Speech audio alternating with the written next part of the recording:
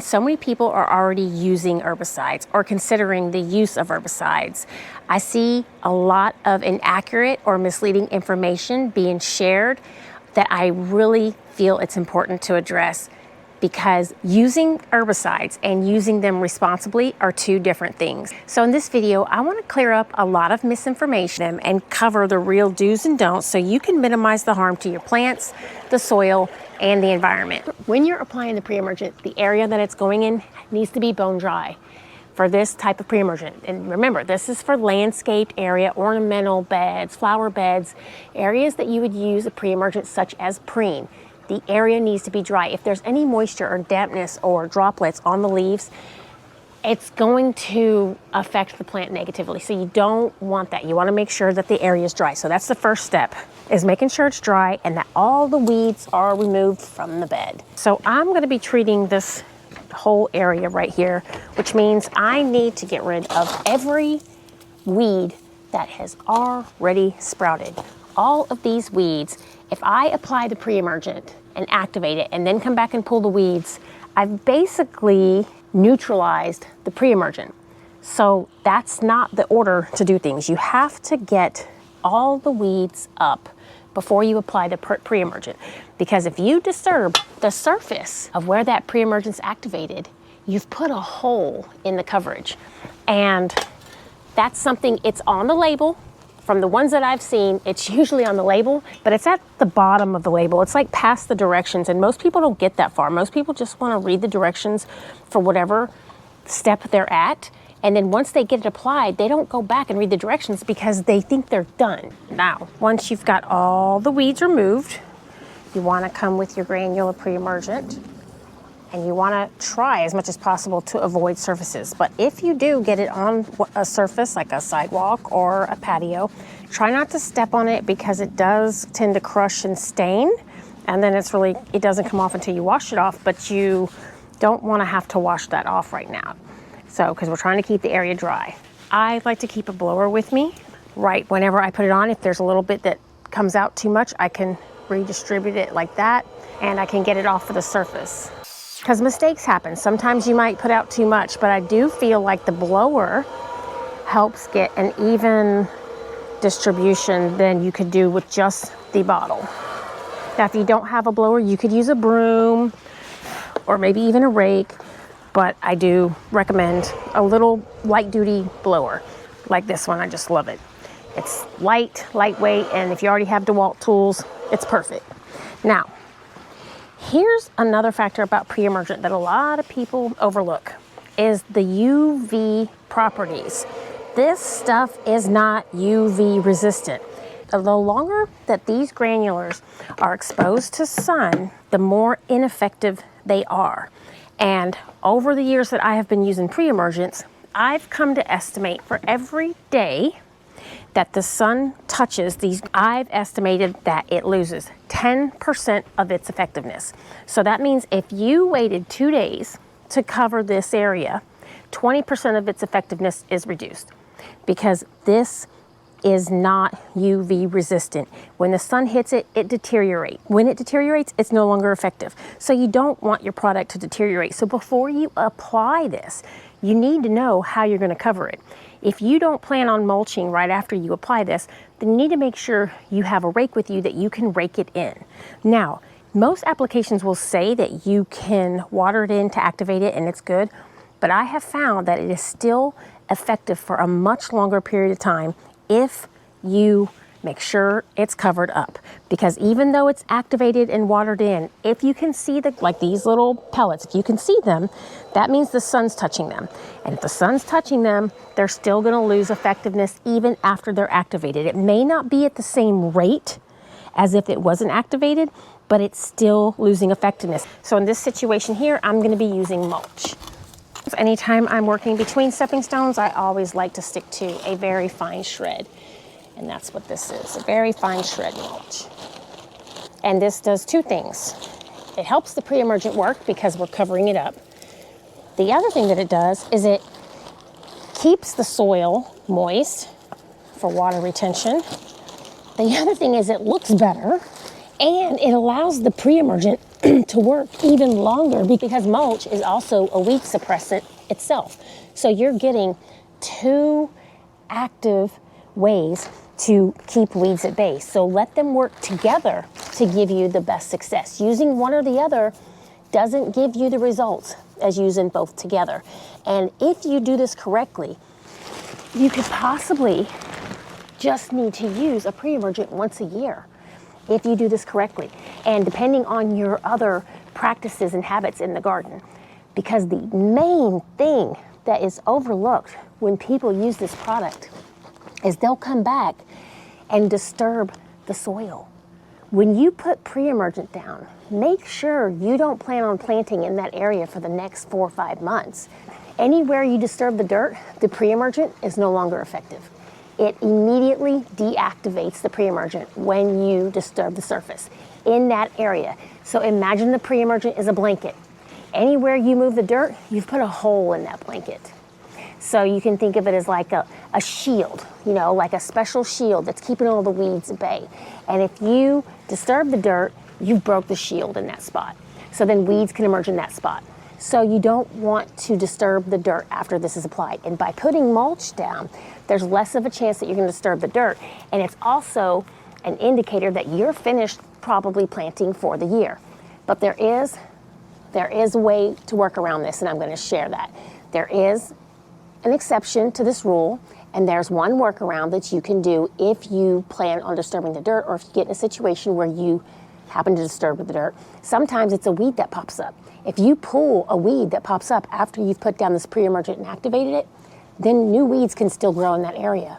No method is foolproof, so there's a little workaround that I'm going to show you when I'm all done here, that if you get in a situation that you have to disturb the dirt after you've installed a pre-emergent. So once I get to that point, I'm going to share that. Now, the other thing that a lot of people will overlook, no matter which kind you're using, there will be a limit to how many applications you can do a year, because it's for an environmental reason. You do not ever want to exceed the amount of times that you're allowed to apply whatever product you're using.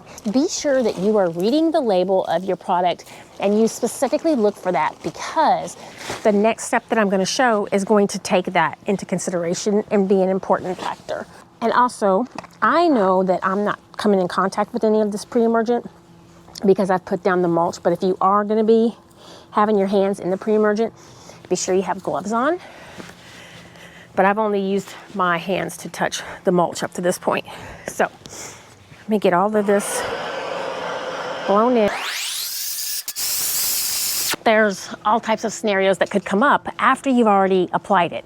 So right now, I'm going through the scenario as I wanted to plant some more of the mondo grass right here where there's a gap, but I've already applied my pre-emergent.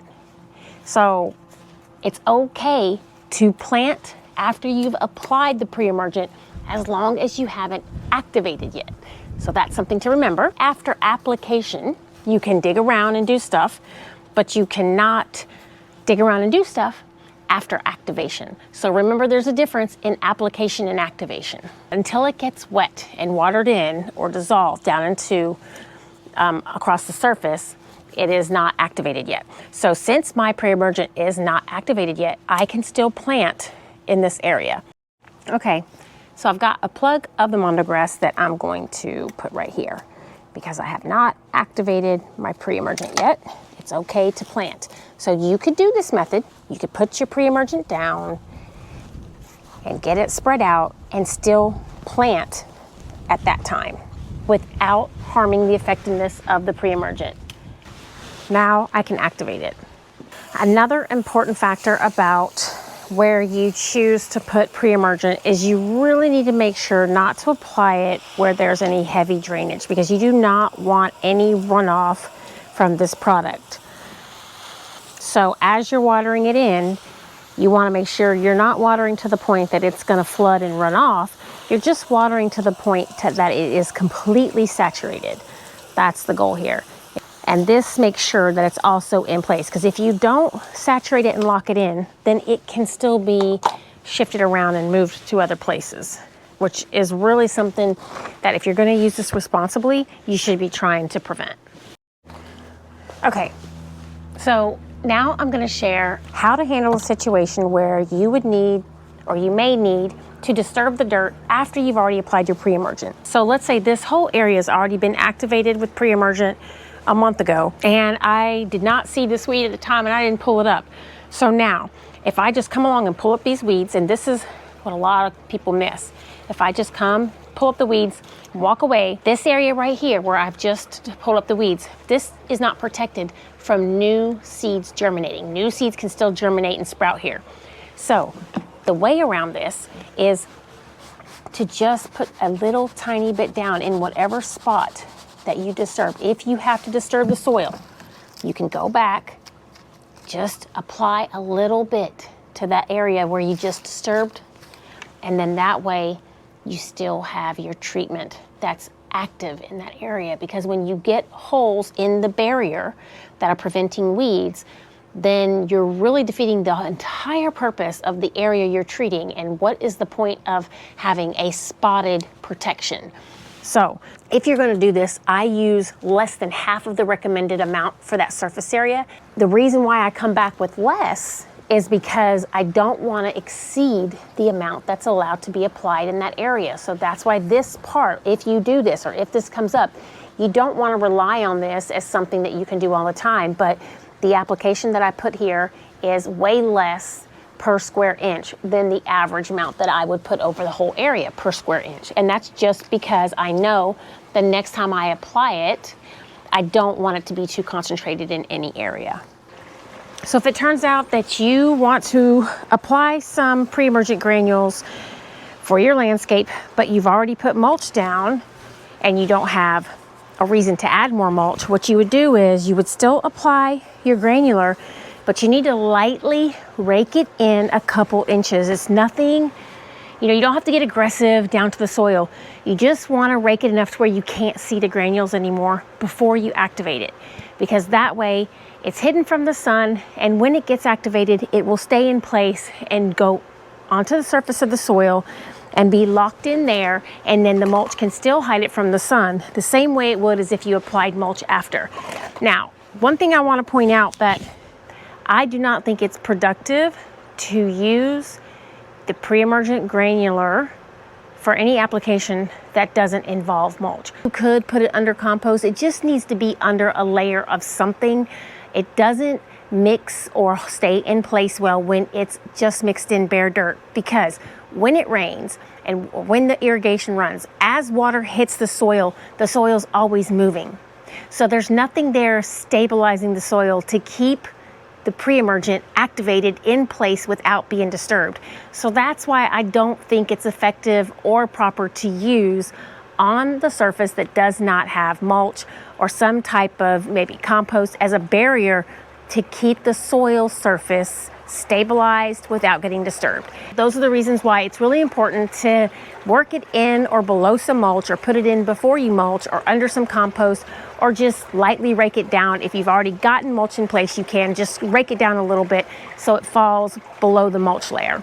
I hope this has helped you feel better and more confident about using a pre-emergent herbicide such as Preen or any other granular herbicide in your landscape, because it really does cut down on the weeds. If you follow the steps precisely, you can get away with using this maybe twice a year. Just making sure that you plan for the entire process of applying pre-emergent and all the things that you need to keep in mind for before the application and after the application, you will get the best results possible.